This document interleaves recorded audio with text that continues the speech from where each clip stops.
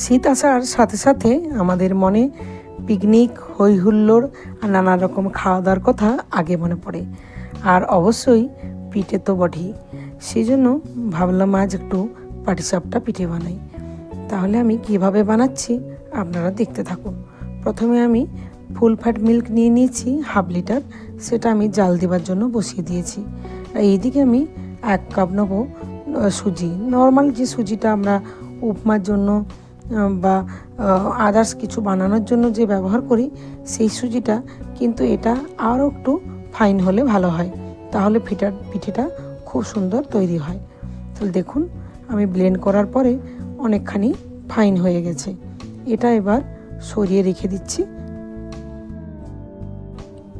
দুধটা যখন হালকা গরম হয়ে যাবে তখন আমি 2-3 টেবিল চামচের মতো আমি মিল্ক পাউডার দিয়েছি, সেটা ভালোভাবে দুধের সাথে মিশিয়ে নিচ্ছি। এবার আমি 2-3টা এলাচ নিয়ে নিচ্ছি আর একটু ভালোভাবে গুঁড়িয়ে নিয়ে দুধের মধ্যে, এলাচটা আগে দেওয়া হলে দুধের মধ্যে বেশ ফ্লেভারটা ছড়িয়ে যায়। এভাবে নাড়তে নাড়তে আমি দুধটা একদম ঘন করে ফেলবো। বেশ কিছুক্ষণ হয়ে গেছে, দুধটা অনেকখানি ঘন হয়ে গেছে।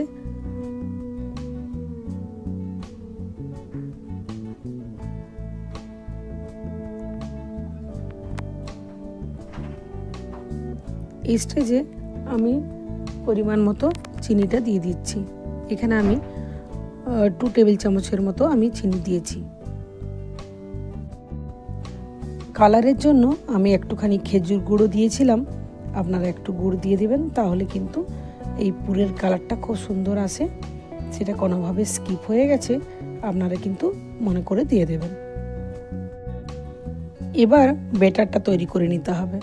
প্রথমে যে গুঁড়ো করে রেখেছিলাম সুজিটা, সেটা নিয়ে নিচ্ছি 1 কাপ। এতে দেব 1/2 কাপের মতো ময়দা আর দিচ্ছি 1/2 কাপের মতো চালের গুঁড়ো, একটুখানি স্বাদ মতো লবণ। এরপর শুকনো উপকরণগুলি খুব ভালোভাবে মিক্স করে নিচ্ছে। আর দিলাম 2 টেবিল চামচের মতো গুড় কিন্তু একেবারে বেশি দেওয়া যাবে না, তাহলে কিন্তু যেটাতে আপনি বানাবেন সেই তাওয়ার নিচে কিন্তু চিপকে যাবে। এবার আমি দুধ দিয়ে ব্যাটারটাকে বানিয়ে নেব।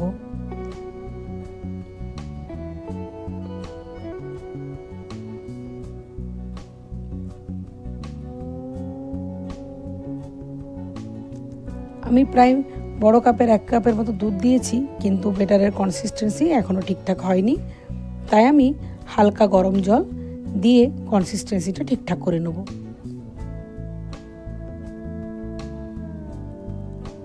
আর সমস্ত উপকরণগুলি এমনভাবে মিশাতে হবে যেন তার মধ্যে কোনো লাম্পস বা দোলা না থাকে, কিন্তু কনসিস্টেন্সিটা এখনও ঠিকঠাক হয়নি, সেজন্য আরও একটু জল দিয়ে আমি ঠিকঠাক কনসিস্টেন্সিটা বানিয়ে নেব। খুব পাতলাও হবে না, খুব ঘনও হবে না। দেখুন, দেখে নিশ্চয়ই বুঝতে পারছেন কনসিস্টেন্সিটা কেমন হবে। এবার একটা ফ্রাইং প্যান নিয়েছি, আমি একটুখানি ঘি ব্রাশ করে নিচ্ছি। এরপর ব্যাটারটা আমি এক চামচের মতো দিয়ে দিলাম। দেখুন খুব সুন্দর মেলা যাচ্ছে। এবার তো পুরটা তো আমাদের আগের থেকেই রেডি আছে। একটুখানির জন্য একটু ঢাকা দিয়ে দেবো, কালারটা ট্রান্সপারেন্ট হয়ে যাবে, দেখলেই বুঝতে পারবেন। পুরটা এরকম রোল করে মাঝে দিয়ে এবার আমি রোলের মতো বানিয়ে নিচ্ছি। আমি ওপর থেকে একটু ঘি ব্রাশ করে একটুখানি নাড়াচাড়া করে নিই, একটু ভাজা ভাজা হয়। এটা কিন্তু খেতে অত্যন্ত সুস্বাদু হয় আর খুব সহজেই বাড়িতে বানানো যায়, কোনো রকম চাল গুঁড়ো বা এইসবের ঝামেলা ছাড়াই। অনেকের বাটিসাপটা ঠিকঠাক উঠতে চায় না বা মাঝে মাঝে ফেটে যায়। এই মেজারমেন্টে করবেন, খুব সুন্দর বানানো যাবে এবং খেতে অত্যন্ত সুস্বাদু হয়। তাহলে এই রেসিপি আপনাদের কেমন লাগলো কমেন্ট করে জানাবেন। ভালো লাগলে লাইক দেবেন আর চ্যানেলটিকে সাবস্ক্রাইব করে পাশে থাকবেন। সকলেই ভালো থাকবেন, সুস্থ থাকবেন। ধন্যবাদ।